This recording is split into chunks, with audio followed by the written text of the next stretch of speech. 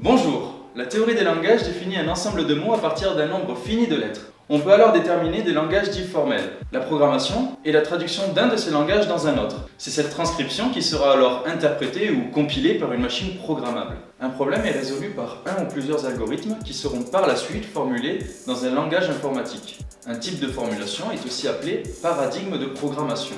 Plusieurs de ces paradigmes ont vu le jour au cours de l'histoire, mais les trois principaux, ou les plus connus, sont la programmation procédurale, la programmation déclarative et la programmation orientée objet. C'est d'ailleurs de cette dernière dont je vais vous parler aujourd'hui, le temps d'une seconde.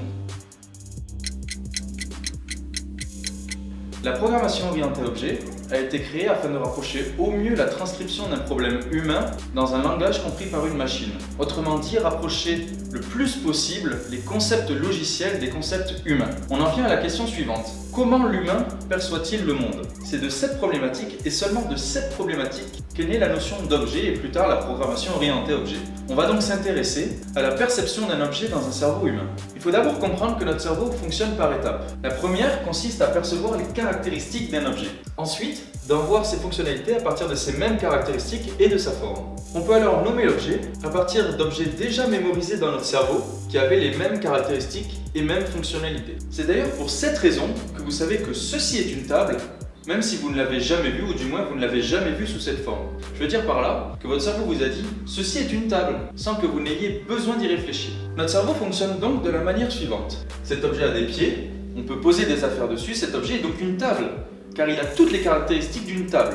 Ça a l'air assez simple comme ça, mais cela engendre des concepts assez avancés. Reprenons la logique pour l'objet suivant. Cet objet a des pieds, on peut poser des affaires dessus. Cet objet est donc une table, car il a toutes les caractéristiques d'une table. Oui, mais il a des tiroirs et est fait pour travailler. C'est donc un bureau. C'est exactement ça. Dans la vie de tous les jours, c'est ainsi que l'humain perçoit les objets et les identifie. Mais si le bureau a toutes les particularités d'une table, pourquoi notre cerveau ne nous dit pas que cet objet est une table? Tout simplement parce que notre cerveau a trouvé plus de particularités communes avec des bureaux qu'avec des tables, malgré leur ressemblance. Cependant, le bureau a aussi les caractéristiques d'une table, ce qui en fait une table. En orienté objet, la transmission des particularités d'un type parent à ces types enfants s'appelle l'héritage et est à la base de toute la programmation orientée objet. Ici, le bureau suit un principe appelé polymorphisme, car il est déterminé par plusieurs types. Dans notre exemple, il est typé par le type table, mais aussi par le type bureau. Je viens de vous parler de type parent et enfant, mais il faut savoir qu'en orienté objet, un type est appelé classe. Une classe, c'est tout simplement un objet physique, concret ou encore une idée humaine. Reprenons l'exemple de la table.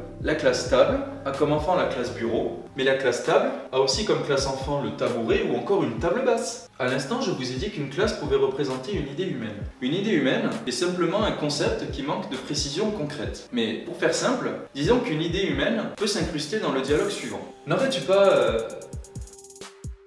Tu pourrais être plus précis? Une liste, un appareil, un meuble ou encore des vêtements sont des idées. Je veux dire par là qu'il est très difficile de les concrétiser sans avoir de précision sur leur forme ou leur fonctionnalité par exemple.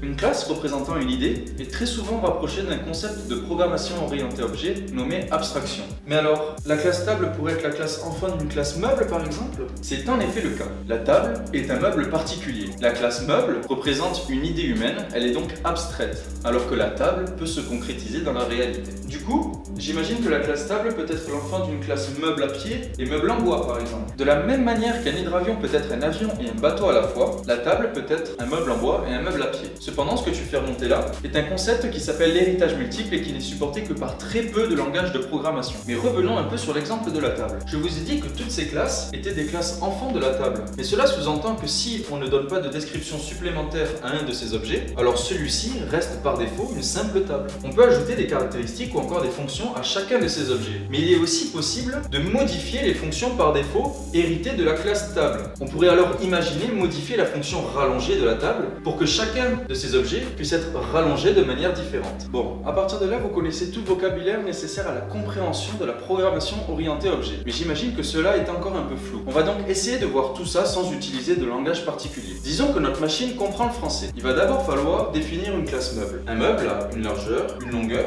et une profondeur. On va ensuite ensuite définir les classes enfants de la table avec leurs fonctions et particularités à leur tour. À partir de là, on a déterminé toutes les relations entre les différentes classes d'objets. Cependant, si on lance le programme maintenant, il va absolument rien se passer tout simplement parce qu'il manque l'essentiel, à savoir l'instanciation d'objets. Mais faisons une pause un instant pour parler un peu des objets. Un objet, c'est tout simplement une instance d'une classe. Ah!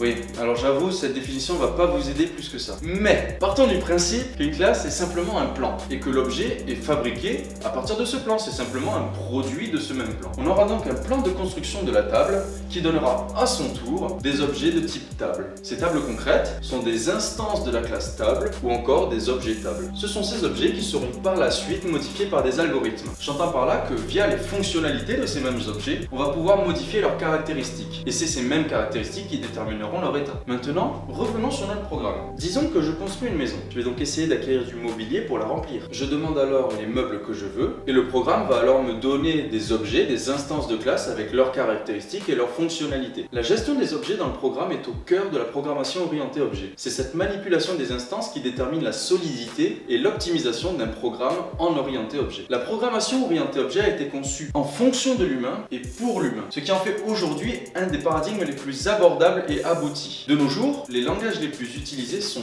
conçus pour la programmation orientée objet. Voilà, cette vidéo est déjà terminée, j'espère qu'elle vous aura plu. N'hésitez pas à laisser un commentaire, à me faire savoir si vous avez aimé ou non. Dans tous les cas, on se retrouve bientôt pour une prochaine vidéo, mais ne vous en faites pas, cela ne va durer que le temps d'une seconde.